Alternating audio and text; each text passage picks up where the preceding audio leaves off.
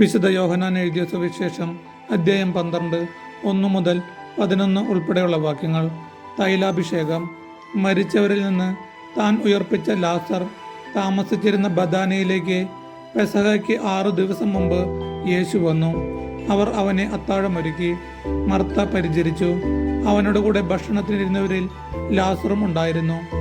മറിയം വിലയേറിയതും ശുദ്ധവുമായ ഒരു കുപ്പി നാർദിൻ സുഗന്ധതൈലമെടുത്ത് യേശുവിൻ്റെ പാദങ്ങളിൽ പൂശുകയും തൻ്റെ തലമുടി കൊണ്ട് അവൻ്റെ പാദങ്ങൾ തുടയ്ക്കുകയും ചെയ്തു. തൈലത്തിൻ്റെ പരിമളം കൊണ്ട് വീട് നിറഞ്ഞു.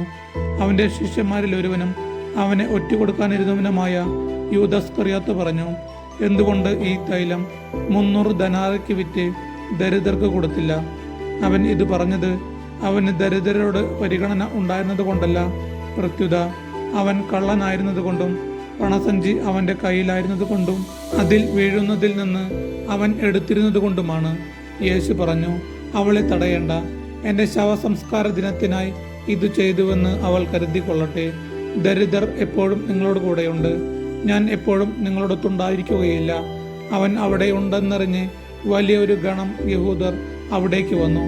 അവർ വന്നത് യേശുവിനെ ഉദ്ദേശിച്ചു മാത്രമല്ല, അവൻ മരിച്ചവരിൽ നിന്ന് ഉയർപ്പിച്ച ലാസറിനെ കാണാൻ കൂടിയാണ്. ലാസറിനെ കൂടി കൊല്ലാൻ പുരോഹിത പ്രമുഖന്മാർ ആലോചിച്ചു. എന്തെന്നാൽ അവൻ നിമിത്തം യഹൂദരിൽ വളരെ പേർ അവരെ വിട്ട് യേശുവിൽ വിശ്വസിച്ചിരുന്നു.